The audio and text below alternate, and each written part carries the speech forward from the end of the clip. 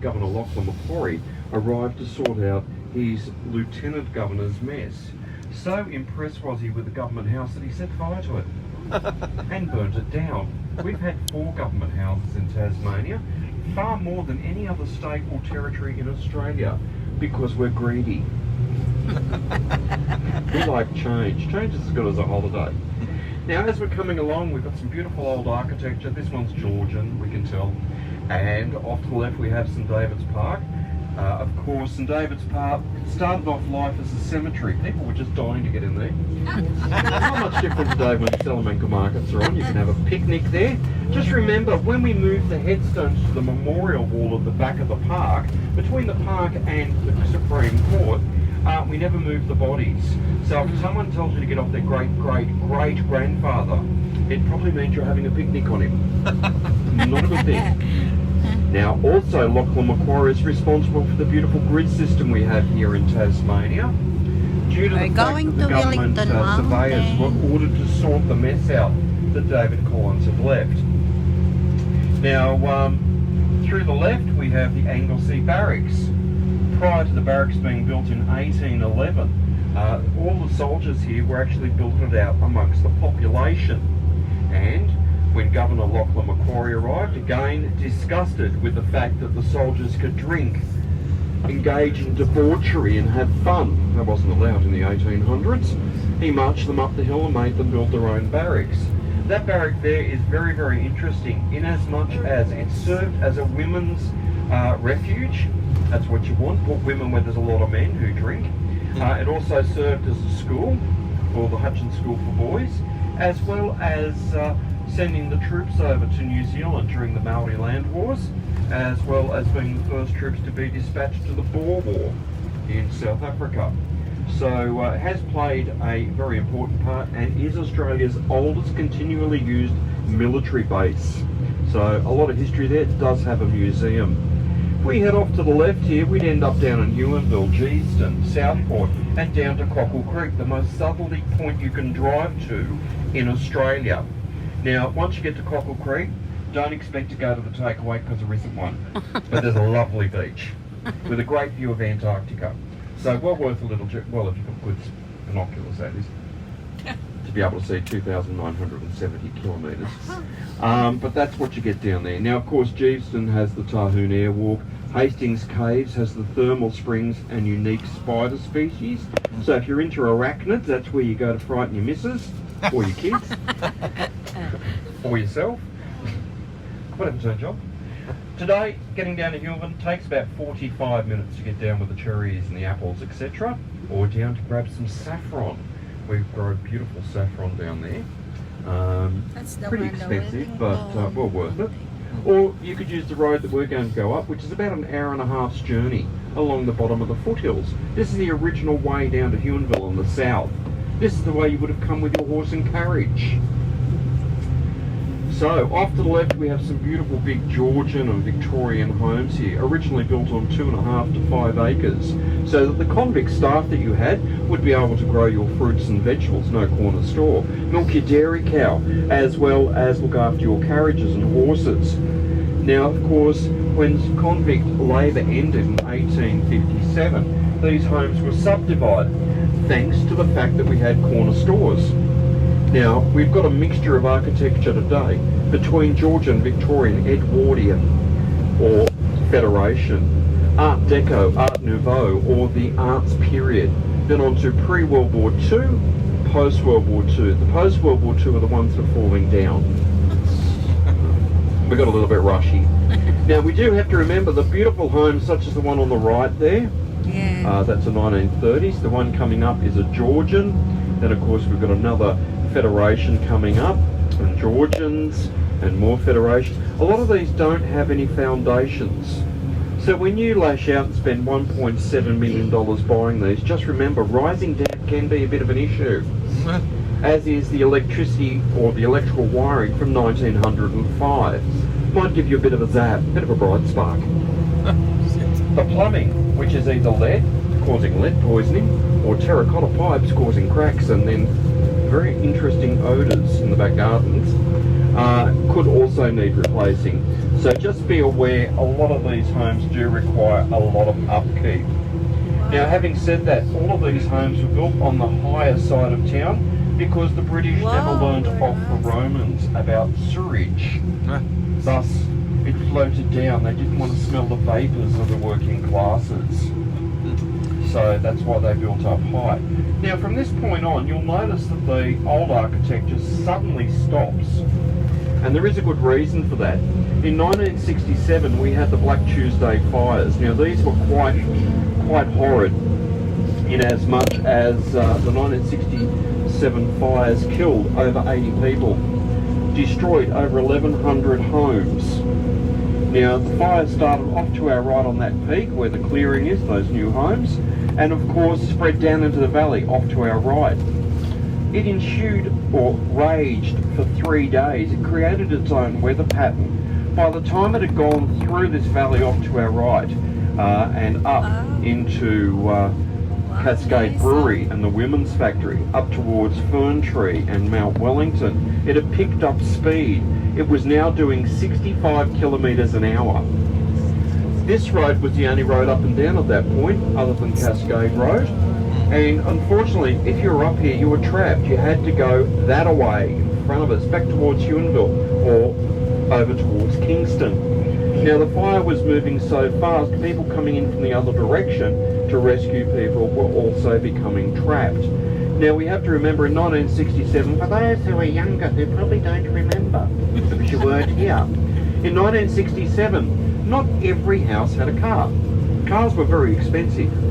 And if you had a car, it was usually with the husband who was off working. I hate to say this, ladies, but the little women were at home looking after the kiddies or doing the gardens. So they were the ones that were predominantly trapped in the fire, which left the husbands to drive down along Taroona, the coast road, into Kingston and back up through Fern Tree trying to rescue their families. These are where most of the deaths occurred. Now, this was known as a hot fire. It went over the hill to our left into Kingston, up the hill to Mount Wellington, over to Tolman's Hill to Mount Stewart. Did a lot of damage before they could get it under control. Now, the hot fire, of course, kills seeds, destroys trees, actually destroys the ecosystem, insects, birds. Birds were falling out of the sky, mammals. The fire was that intense with the wind. The eucalypts that explode, instead of sending a fireball up to 500 metres, we're sending fireballs up to 1 kilometre.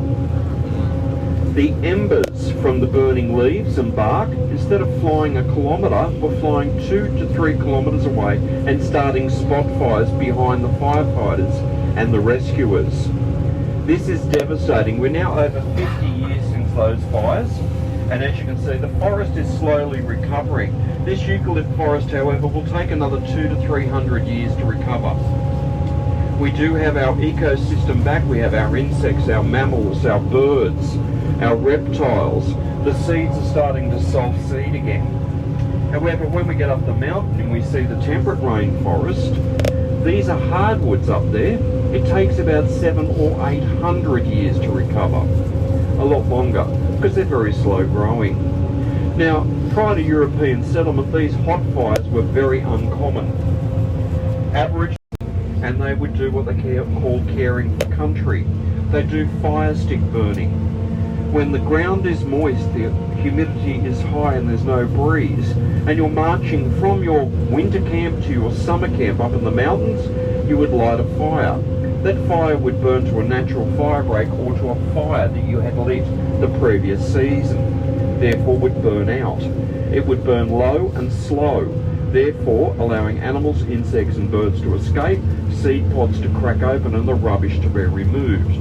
Up on the left of the hill here we have a cold fire burn or a fire stick burn. Now this was done by Aboriginals to show the council what the benefits are. As you can see, a lot of the leaf litter has gone. The bottom of the trees are marked, but it didn't get up into the canopy. So this burns low and slow, and what a lot of people don't know, you go to Arnhem Land or Cape York or WA, and you see a fire stick burn. If you follow the fire front and you are barefoot, you will not burn your feet, because it burns low, slow, and is colder. So it's very slow going. So you can actually walk like the Aboriginals did over the burning fire. won't burn your feet.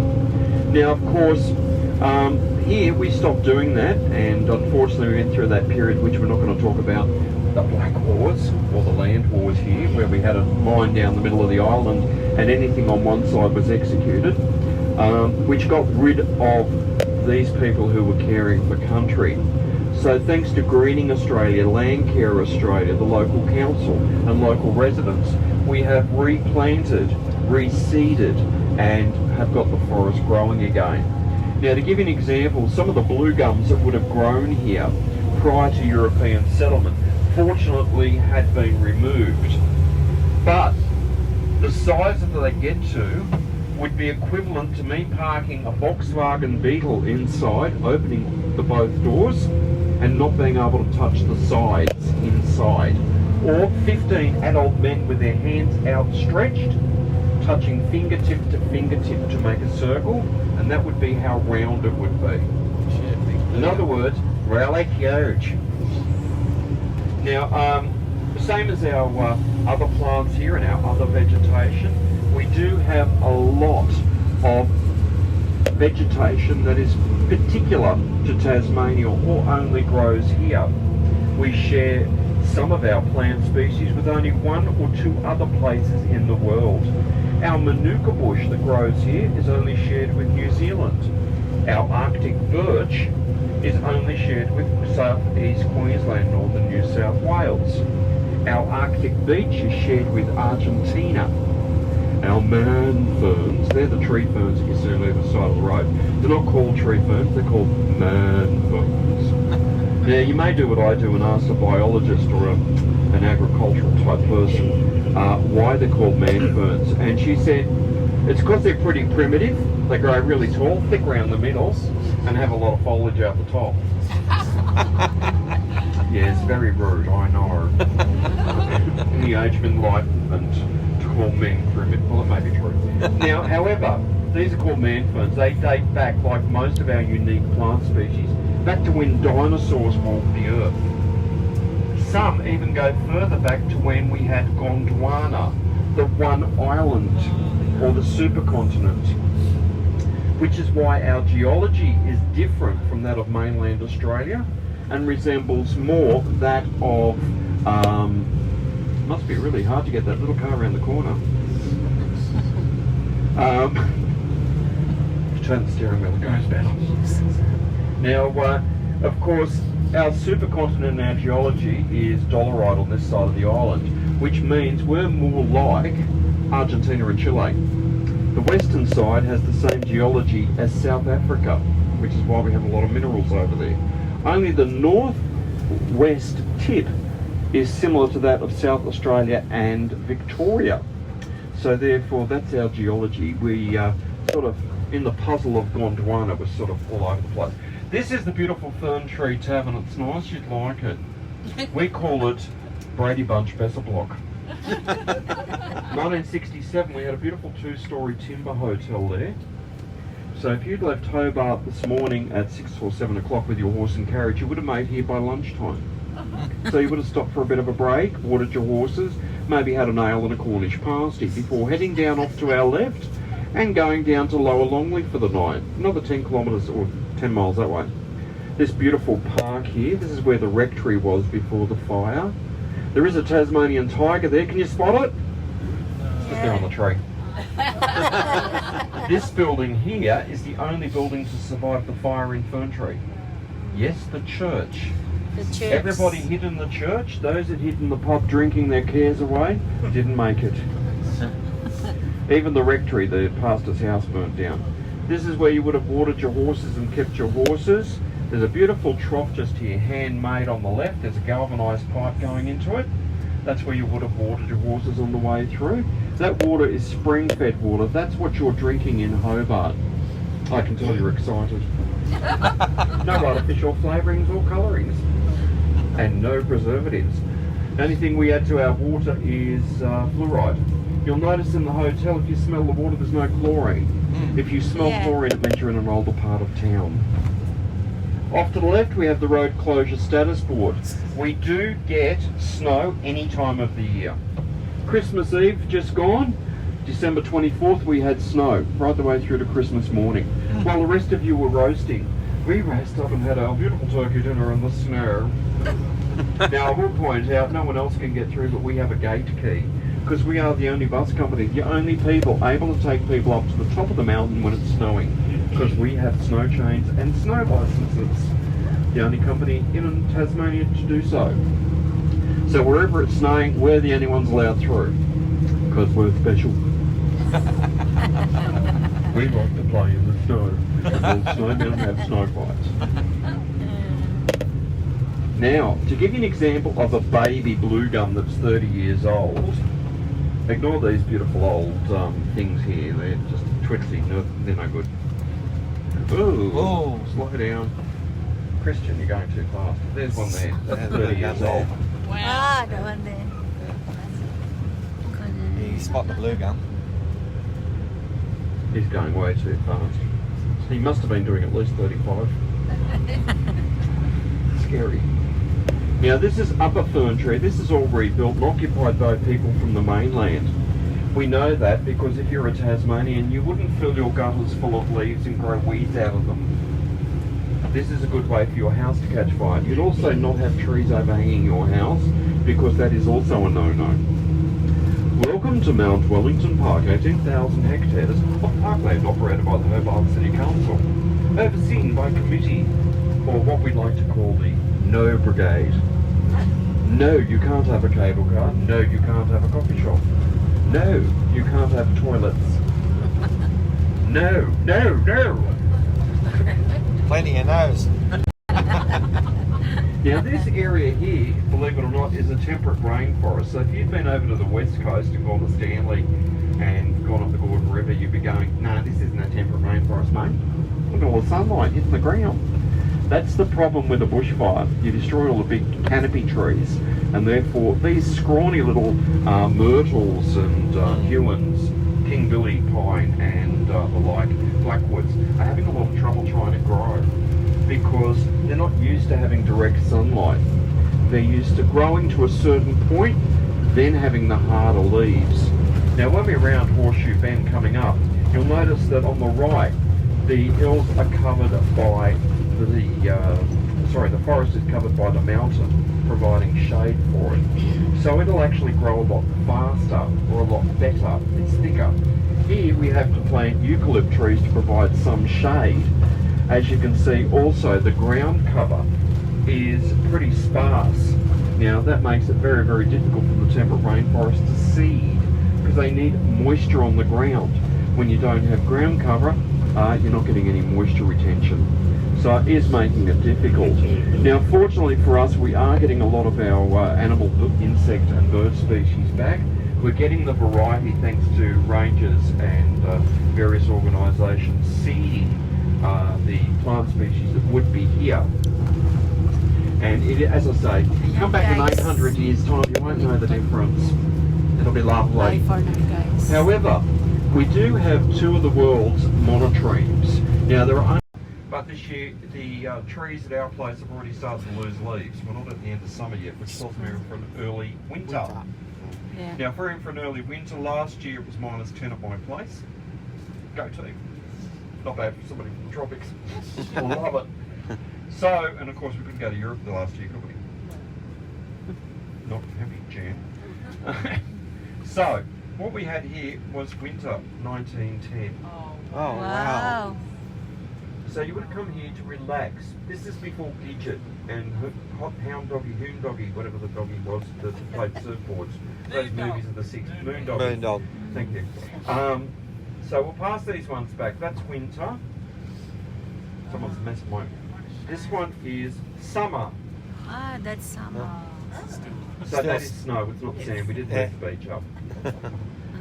This is winter with the snow falling. Oh, 1910. Gee. 1910. This is autumn, just before winter. Yeah. Still snow. So snow. No, there's snow on the top, but nothing down the bottom. But again, we get snow all year round. This one here is the Springs Hotel down the bottom. Wow. This is why we don't like the Brady Bunch Besser block. Yes. But nobody ever rebuilds things. because that quality of workmanship, you know, it's really hard to reproduce. So whoever gets the photos last, just hold on to them and I'll grab them off you up the top. Yeah. Now, they wouldn't rebuild it because they didn't have a liquor license, and by 1967 everybody had become a beach culture. We started going down to our beach shacks in the 50s after the Second World War. Go camping, you've got to be careful that you take the hot plate off the fire, otherwise there's flame on it. A lot of people That requires the native cat. Yeah. So they're very adventurous, shall we say. So if you leave your hot plate on the fire overnight and it goes cold, they tend to stand on it. So when you come out in the morning, you see footprints on your hot plate. Then you have to scrub it. Now, as we're coming down, what we're going to do is we're about to go through these gates here. These gates are normally locked when it's snowing on the mountain due to the black ice or the snow depth. We do have a lot of people who are unfamiliar with driving on these sorts of roads, and they can be quite dangerous. So what we do is we pull up at the gates, unlock them, drive through and upset everybody behind us. Lock it again.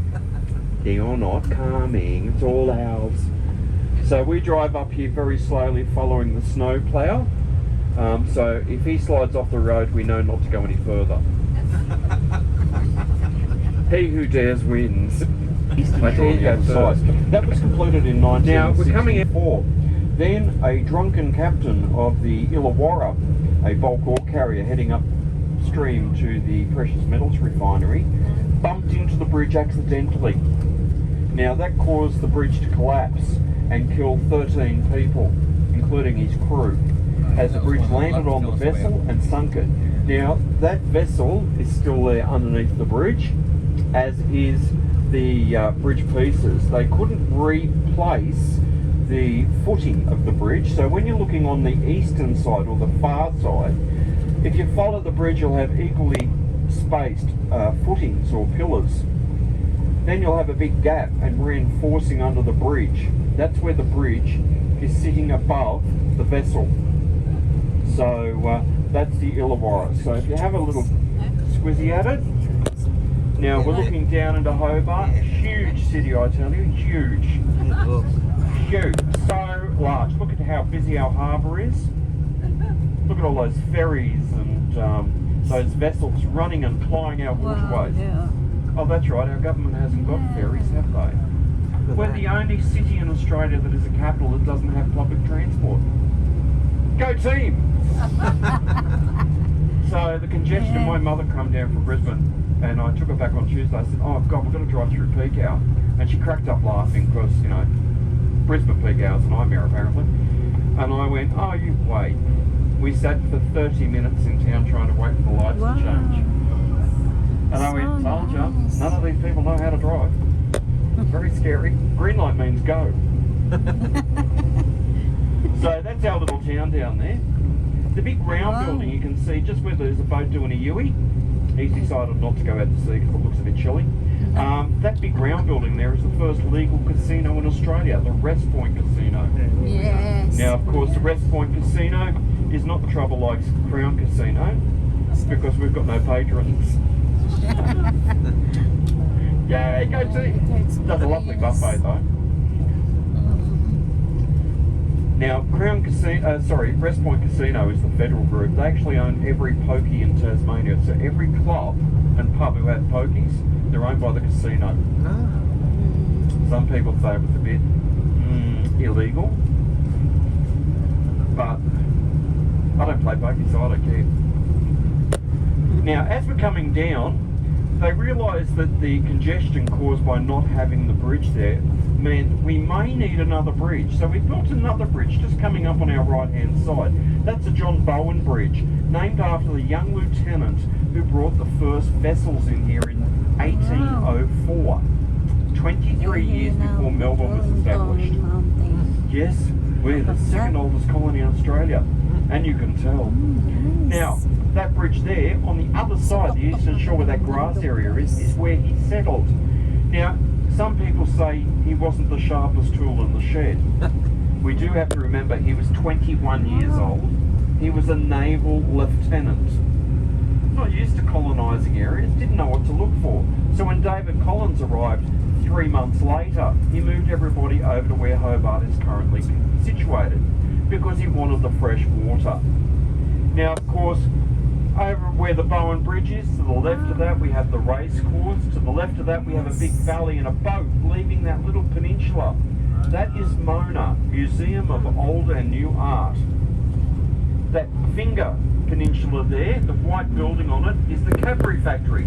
First Cadbury factory outside of Great Britain. First Cadbury factory in the world to have a visitor centre. And when Mondelez took it over, the first one to close their visitor centre and stop selling us cheap chocolate. We don't like them. They're nasty. We're waiting for Linz to start here. We don't like Cadbury anymore. We're not talking to them. Now, to show you what a little bit of water looks like, or where your town water supply comes from, that is a spring. That is water that's been seeping down through the dolerite for up to 100 years. Whoa. Now, the good thing is, it goes down into the Hobart rivulet. Cascade Brewery still use the water from the springs here on the mountain to make their beer. The water that you drink in your hotel comes from this water. If you live in the northern suburbs or the eastern shore, your water comes from the Derwent River after it's been through up to 18 power stations. So far better being on the western side. We get real water, not used water.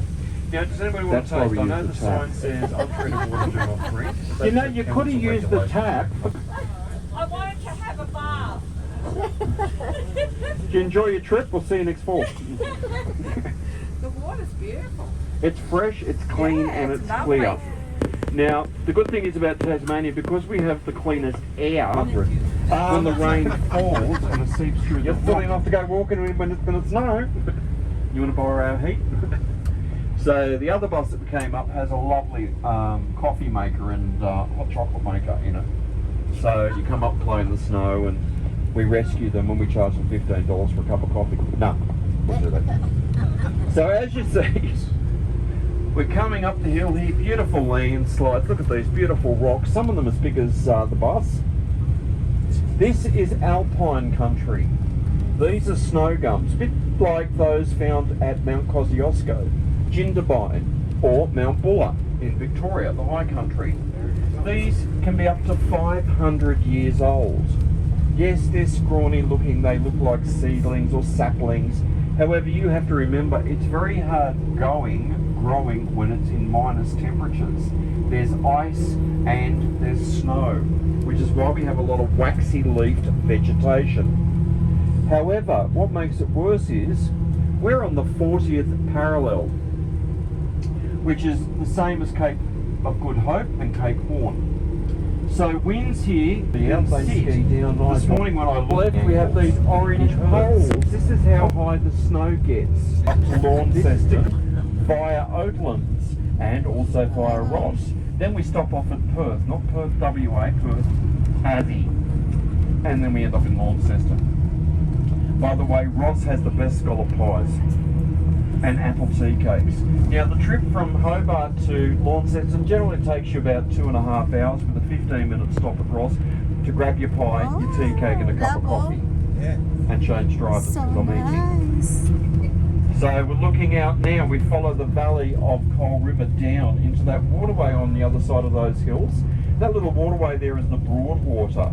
That grassed area we can see at the edge of the Broadwater just before the beach there, over that hill, is the airport. We follow that off to the left, we can see another little bridge, a very thin bridge, taking you out to Midway Point. Midway Point has another really thin bridge joining you up with Sorell. We follow that down to the front of the bus and that will bring us down to Denali, the Tasman Sea there we can see. That's the way to New Zealand. And of course we have the Tasman Peninsula, where Port Arthur is located. We can't see Port Arthur because it's actually on the eastern side, not the western side. So it is quite nice. Now we do have some towers here. We have this little glass room off to our right. Ladies and gentlemen, that is the bathroom. Please close the doors. Yes, it is a room with a view, but it works both ways. The viewing centre. Now what we're going to do is do a quick lap for you so you can see the Tasman Peninsula, the harbour, the Great Southern Ocean. Wow. It's absolutely disgusting, isn't it? Oh, so nice. See, Sydney's so jealous. Their Blue Mountains are so far away. See that? That's what happens when you move things. So you've got Kingston, Margate, Kettering. The island over there is North Bruny Island. You follow that down across that little bit of sand, Wow. comes to South Bruny Island. Then we have our missile. We don't talk about that. Then, of course, those hills in the distance to our left there are the Harts Mountains above Geeston. That's where Lake Skinner is. We go camping and trout fishing up there. You'd love it. Takes all day to get there, but it's nice. It's good. You'd like it. Follow that down. Off to our left about now, if we were looking in the distance, we'd be looking at Cradle Mountain on a clear day. Then the hill just off to our left now is Mount Field, where we go skiing. Then we have the Derwent Valley, where we grow the best hops for beer. 75% of the hops for beer is grown there, as well as marijuana. Great marijuana. Don't smoke it though, you won't get high. How boring. Then we come back around again. So if you're going to walk around the back, please use the path on my left. Do not walk in front of the bus. We do get a lot of weirdos up here that like to drive fast for some strange reason, and they may hit you because it is a road, not a footpath. Okay, so viewing tower. Now, having a look at the shrubbery outside, it is a bit breezy, shall we say, about 30 kilometres an hour. Now's a good time to put beanies on, jackets, gloves, socks. Run, be free, we'll be leaving here in 30 minutes, 12:30. 12:30. Run, enjoy. Why won't my door open? That's right, because it goes the other way. You want your hat? Okay. This bus is so confusing, everything's the wrong way around. Want your hat? So